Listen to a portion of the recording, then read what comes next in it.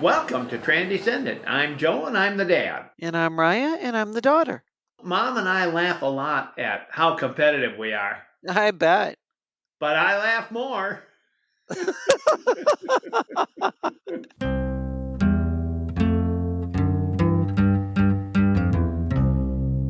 This week we're going to be talking about shame.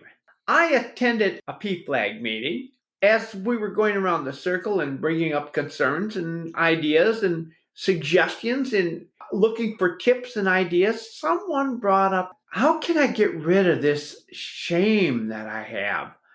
She feels this all the time and she wanted to know how she could get rid of that. And I thought to myself as I was leaving, that would make a perfect podcast. So here we are. Well, that's a rough one for sure. Letting go of shame can really be a journey, especially if you've been conditioned to feel that way by family or maybe by your church or society. The truth is, there's absolutely nothing shameful about who we are as LGBTQ plus people. But there's a Well, lot of things that we can do to eliminate that feeling of shame. we have to take a look at, where does shame come from? Shame isn't something that we're born with. I can't imagine a baby being ashamed to be born.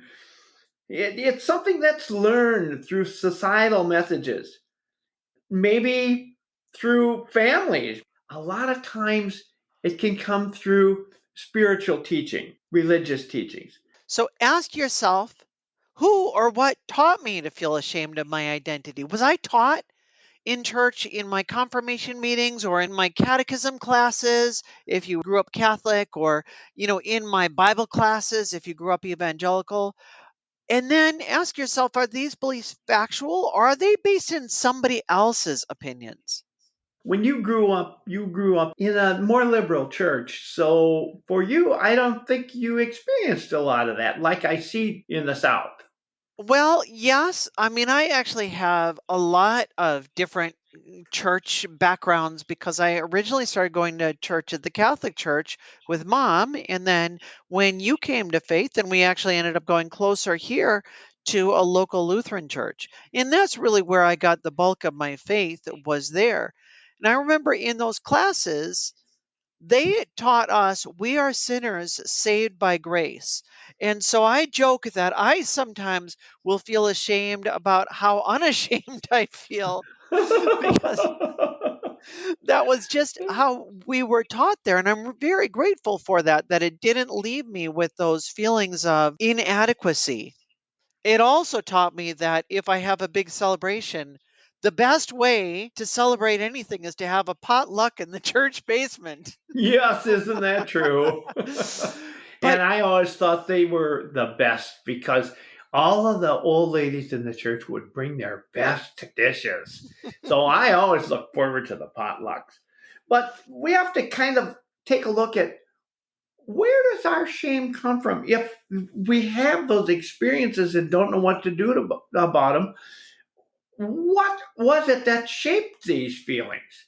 Were you the victim of a church like that? Were you the victim of a family that felt that this was something that you had to look down upon? Was this something that you wouldn't want to embarrass your family for? Was this something that was just not mentioned and not talked about in your family? When I was young, now this has to be 1952 or 53, I can remember in our family, it would have been really unacceptable to say the word pregnant. oh, Yeah, I think that's kind of unusual now, looking here in the 21st century. But at the time, I thought it was, oh, yeah, you shouldn't say a word like that. So, and in fact, at that time, women probably at a certain point shouldn't be seen in public if they were too pregnant. wow. Yeah, that's true. Yeah, they were And that's one of those encouraged to things stick around. you should feel proud Exactly. because you have a life inside of you. And yet, society can find the strangest things to make us feel ashamed of. And recognizing that is our first step towards healing. I mentioned that, yes, I did go to a church that taught me not to feel ashamed when I was back in high school. But then when I got into college and in those following years, the church that I settled in on was a very conservative evangelical church. And we were taught all kinds of things about sexuality and about orientation and about gender identity that are contrary to what I feel now. Now I'm actually really ashamed of the things that I ended up believing then. But at the Okay. time, the things that I was taught and the things that I believed and the things that as I moved up into leadership and then was ordained and began to teach other people myself, I really, really regret those things. I sure wish I could go back and change what I viewed about those. So if you're dealing with shame yourself, I would suggest that the first thing you ought to do is take a look at the beliefs that you've been taught that are forcing you into this shame. First of all, being LGBTQ is nothing to be ashamed about. In fact, I've told you, Raya, many times, it's something to be proud of. It was a big step for you to step out the way you did. And it was difficult for me to get to first becoming accepting and then becoming affirming. And now I'm at the point where not only am I proud of you for what you've done, I love to shout it out to people. It's a wonderful thing. And I'm really pleased that you were able to do that. To me, I see you as a major success.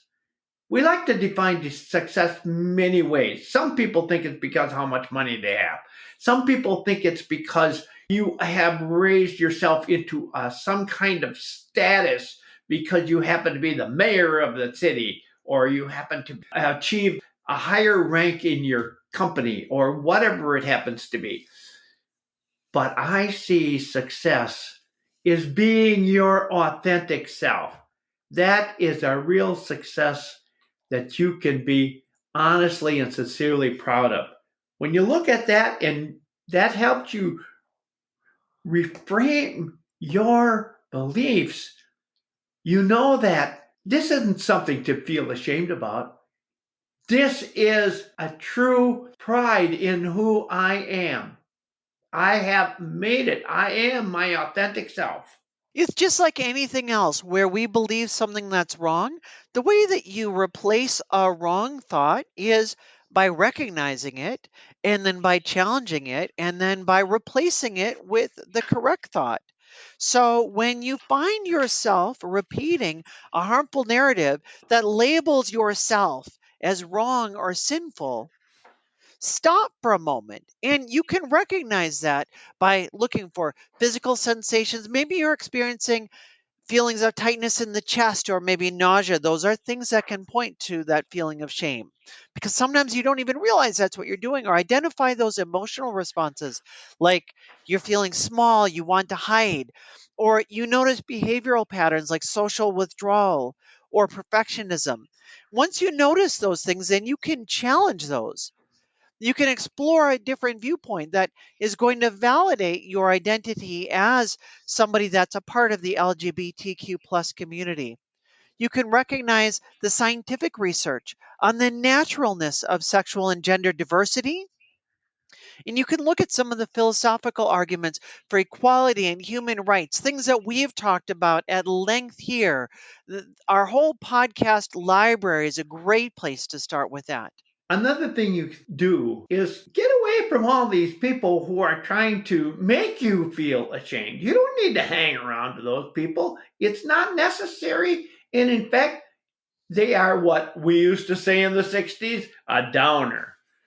I knew a guy who I had a lot of respect for in a business who said, don't walk away from negative people, run. Why be surrounded with people who are all telling you that's wrong when we know absolutely it's not? Find yourself a social network or build yourself a social network of people who are affirming. That's right. Do your best to limit your exposure to non affirming environments whenever possible. Now, we believe very strongly in promoting relationships, keeping your family relationships as strong as we can. But when those family relationships are the very ones that are causing you to feel shame, sometimes you need to limit your exposure there while still keeping the relationship. You don't want to cut off the relationship, but you do want to protect yourself. In place of that, you can build a chosen family. All through time in the LGBTQ plus community, we have valued those chosen families.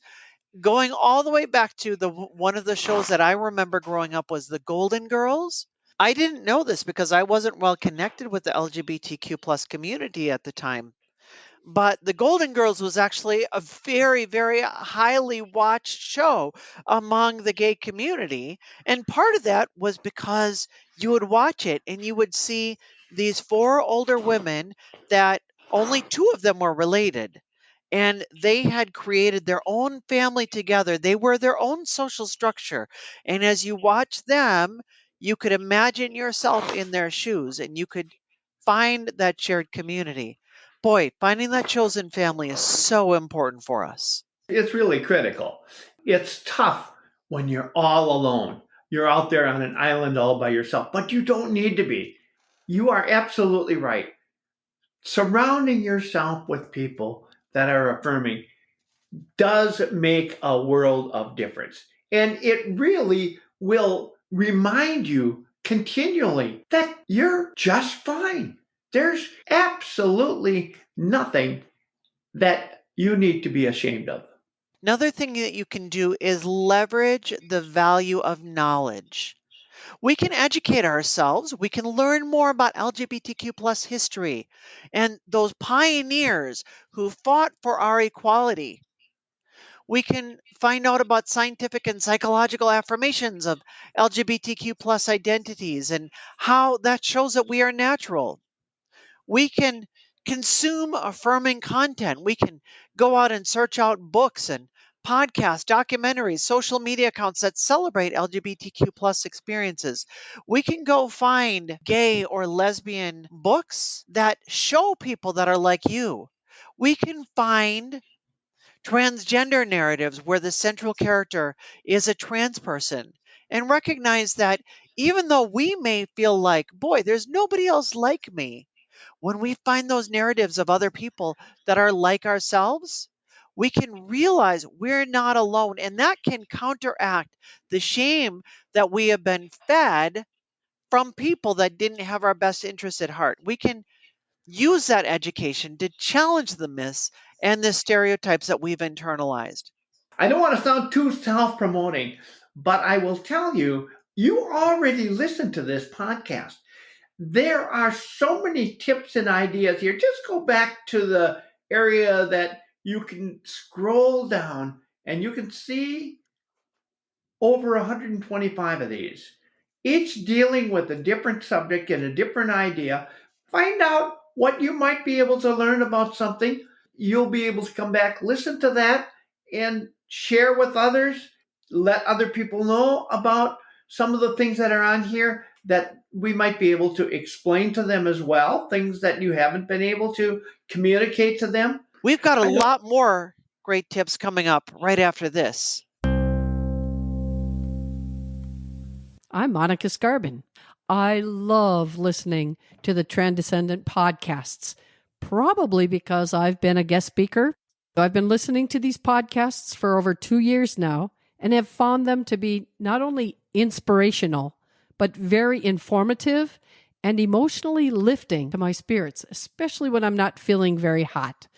I'm a supporter and I'm glad to be a supporter. Please go to transcendent.com, click on support by as little as $3 a month. You can cancel at any time. Be patient with yourself as you're unlearning shame. This is a process and it doesn't all happen in a single day. Make sure to practice self compassion. Speak kindly to yourself when shame arises. When you have those negative thoughts, tell yourself what the truth is. Oh, yeah, that is a really important thing. And Let me tell you, you are worthy of love just like I am, just like the person with you is. Every person is worthy of that. If when shame arises, remind yourself of that. There's nothing wrong with you. There's nothing wrong with me. We are just fine right where we are. In fact, you are on that journey to be your authentic self. There's a reason to celebrate. There is no shame in any of this. When you realize there is nothing wrong with you, all you can do is look at yourself and realize, yes, for me, the sun has come out. Another thing you want to say is just say you refuse to carry shame that doesn't belong to you. That doesn't make any sense at all. You don't do it. Here again, that not only helps you by you telling yourself that you refuse to carry that shame that isn't yours, but it also helps you to tell yourself you are surrounding yourself with support. And that also is critical. If you're coming to this podcast today trying to figure out how to overcome shame that you have been given from people, I want you to know you are worthy of love. You are a valuable person. You belong. You matter, and there is nothing wrong with you. That shame that you carry, that is not yours. That is not authentic to you. It does not belong with you. And we're so glad that you're here listening to this podcast. We're so glad that you're here as a person in this world. We're so glad that you are making the world a better place by being here. And I don't care who has told you differently. I don't care what they told you. I don't care what your church told you or what your friends told you or what your family told you. You are a valuable person and you matter. And we are so glad that you're here. We're talking about support groups, and support groups are so powerful. When we talk about support groups, we realize that how powerful they are. There is an organization called PFLAG. There may be a chapter near you. There are many chapters throughout the United States. There might be other chapters that are like that. There might be other organizations. On campuses, there's a lot of pride centers and places you go to. There are often independent organizations that exist in cities, encouragement for LGBTQ communities that you can find. There is a lot out there. And if there isn't, you can probably find something online. Didn't you do a little of that, Ryle, when you first came out? Look I, for support online? I sure did. Yes. So when I was first coming to terms with who I was as an LGBTQ person, as a transgender person, I looked online and I thought, what are the resources that are out there? And I was scared. And if you're feeling scared, believe me, you are not alone. I was not sure where to go. Maybe listening to this podcast for you is even, a little bit scary, and that is okay. And so one of the first things I did is I found a therapist that was nearby that is LGBTQ plus affirming. And she ended up being kind of the one person in the area that a lot of us ended up going to. And I will tell you, I could not have made it without her and without her support guiding me through and helping me through. And I set that first appointment, and it was a big, big, big step for me. But I am so glad that I did it. There is nothing like being able to sit down with somebody who is a professional, who knows what is going on with LGBTQ plus people, who understands what the science says, and can help you to challenge those shameful thoughts and narratives that you've been telling yourself. And that was really, really critical for me to take those first steps that were just so scary. Another thing you can do is celebrate your identity. One of the ways is to recognize your strengths. Is there resilience or empathy or authenticity that is a strength for you because of what you've done? Well, that's a great reason to celebrate your identity. Other people like to do journaling. If you're one of those, which I think you are, that journaling can be very, very helpful in that celebration. And I think it's fun to go back and look that over. Especially if you are dealing with shame right now. If this is a big issue for you, journaling can be one of the most effective ways to deal with it because you start with a prompt and you just go and write and you let your authentic self come out. It's one of the best ways to get in touch with what you're really feeling inside. Make sure as you journal, and I'll give this just as a little tip of warning, that you can start with complaining, you can start with all of those negative feelings, but make sure at some point that you do a turn in that journaling exercise and you start looking for a solution. You start looking for a positive answer to what you're dealing with.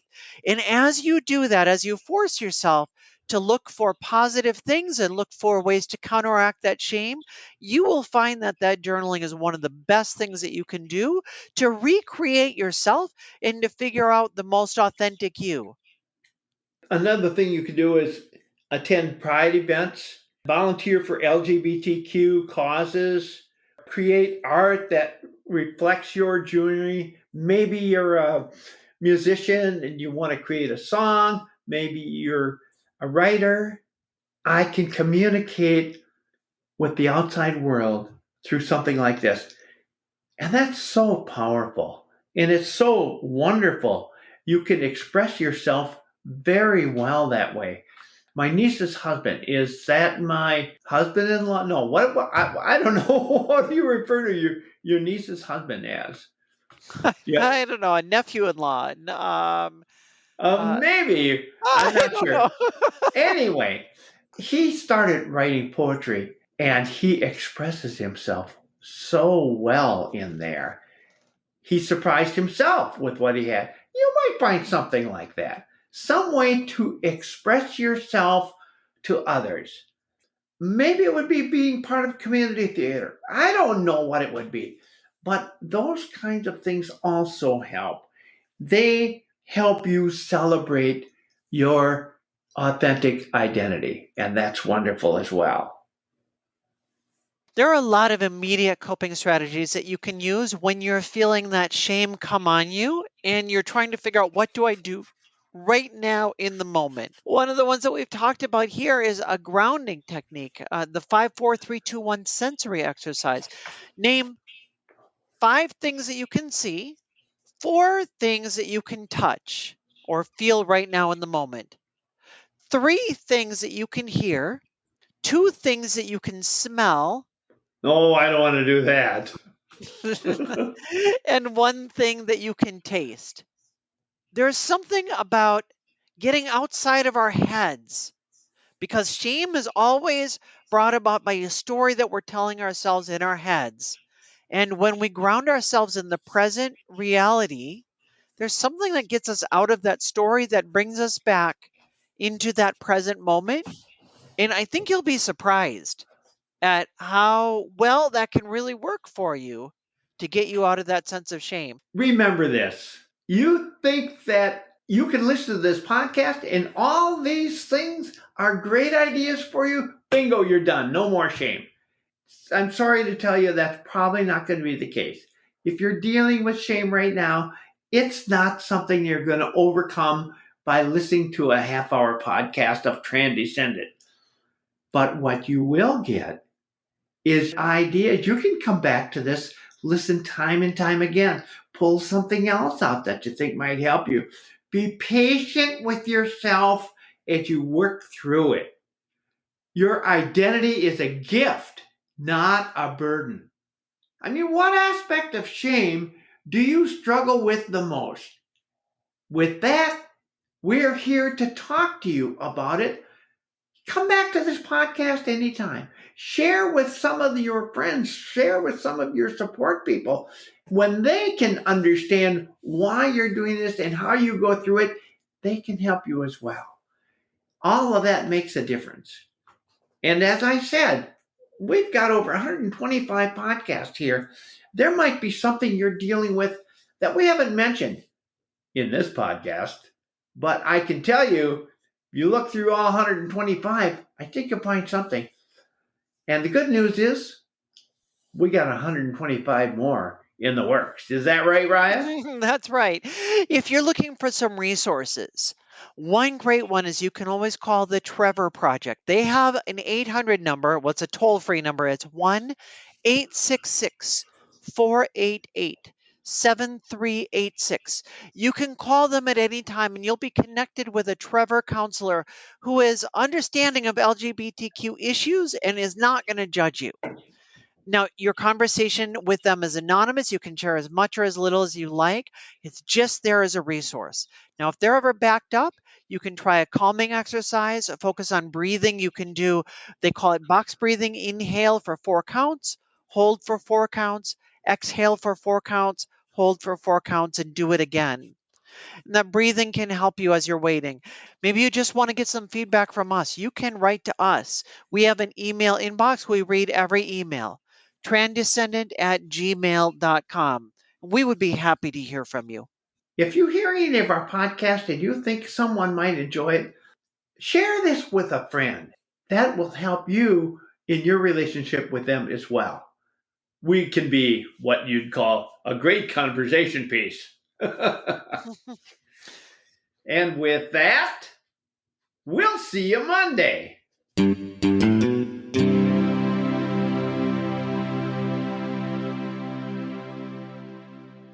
We're talking about support groups. Well, And we're not talking about support groups yet. oh, Oh, never I guess mind. we did. You're right. Never mind. Go ahead.